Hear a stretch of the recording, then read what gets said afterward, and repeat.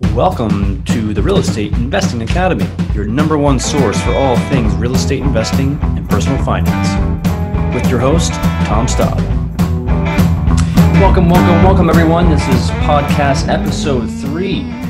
A few topics today. I'm going to be discussing sort of the impact of the second wave of COVID and how I think it might pan out on the markets. And then we'll also talk about just some general best practices on scaling up your financial life or your personal finance.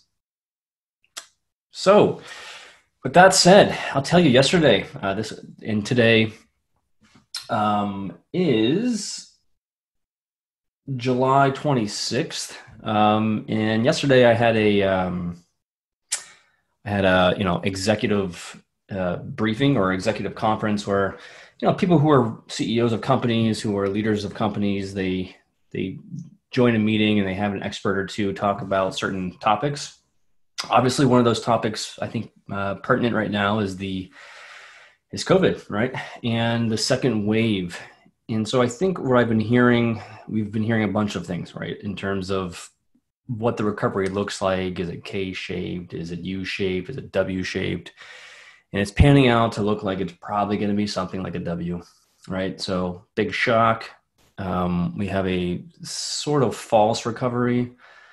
It doesn't quite reach the pre-COVID numbers. And then we have another crash or some sort of correction or contraction due to the second wave shutdown.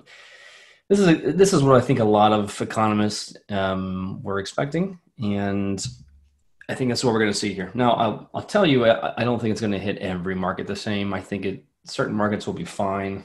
In fact, I think the majority will be fine, but there are going to be some markets that were already priced at a premium that might have some risk. Those being New York, San Francisco, California, if you will, parts of Florida. And so long story short on that, I think if you're using our methodology, which is you buy in markets that have diverse economies, right? So not a market like Florida. Some parts of Florida are good, but in general, you have an economy based on service industry, entertainment industry, servicing the people such as the retirees and boomers that move there. Or Vegas, again, primarily entertainment, service, risky market. West Texas, highly concentrated in oil and energy.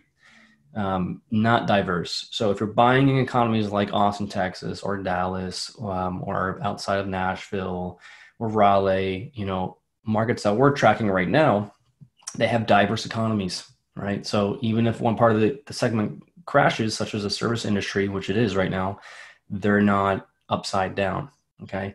So again, pick the right markets, pick the right products in those markets, and pick the deals that are actually that have some margin and some cash flow in them. Okay.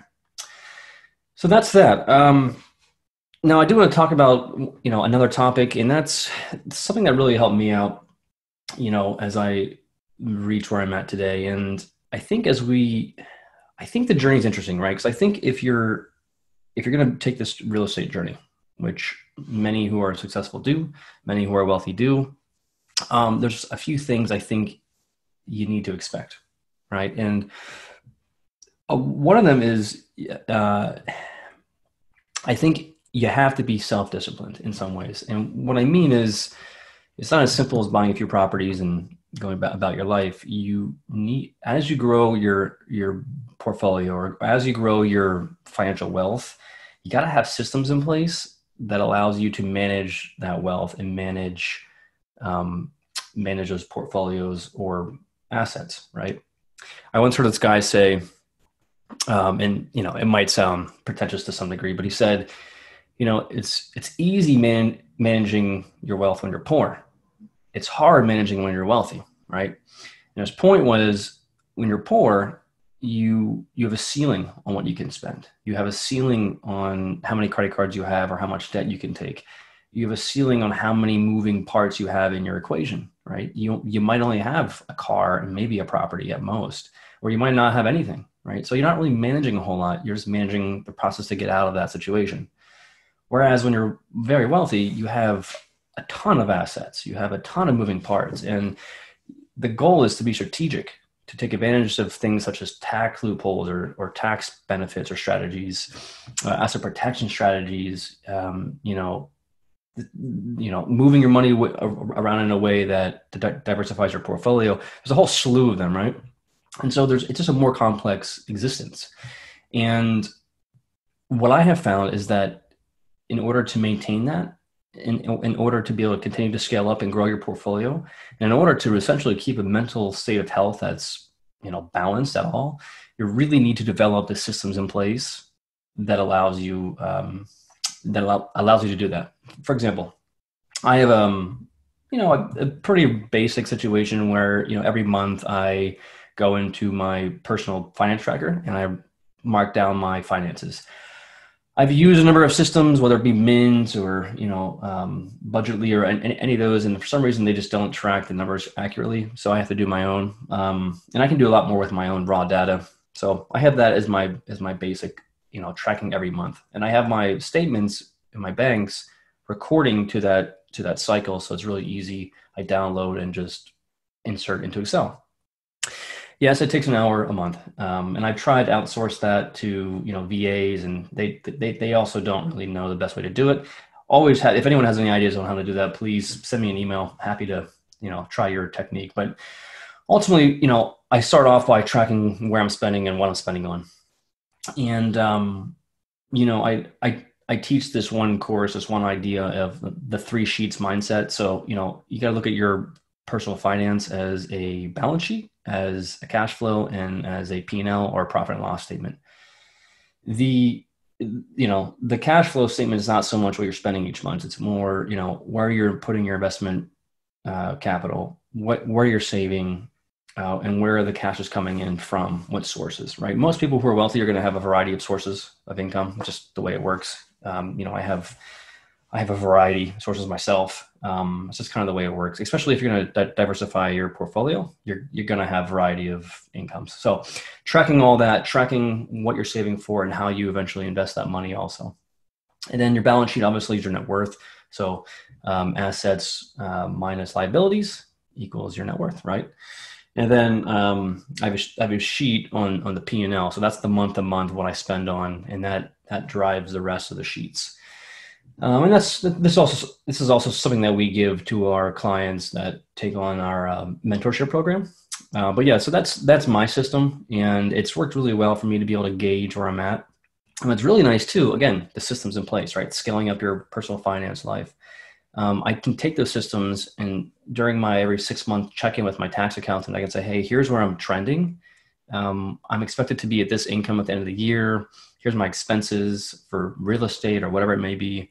What should I do to reduce my taxable income, right? And again, and we'll talk about this on another segment when I have the team from Brandon Hall visit. But taxes is a huge expense, especially if you're a higher earner. You're probably spending 25-30% of your income on taxes. So it's important to have that strategy down. And these documents, these systems in place will help you do that. You can simply hand over the sheets to the accountant and say, what do you think? And they give you a plan, right? And so, again, I just wanted to touch on that. I think it's really important to have a system in place for your personal finance for sure. But then also for your real estate, right? If you decide to do private money lending, which if any of my other interviews or anything, I'm a huge fan of, right? So I take a third of my portfolio and allocate it towards PML or private money lending. You're earning 13 to 16% return annually, very passive.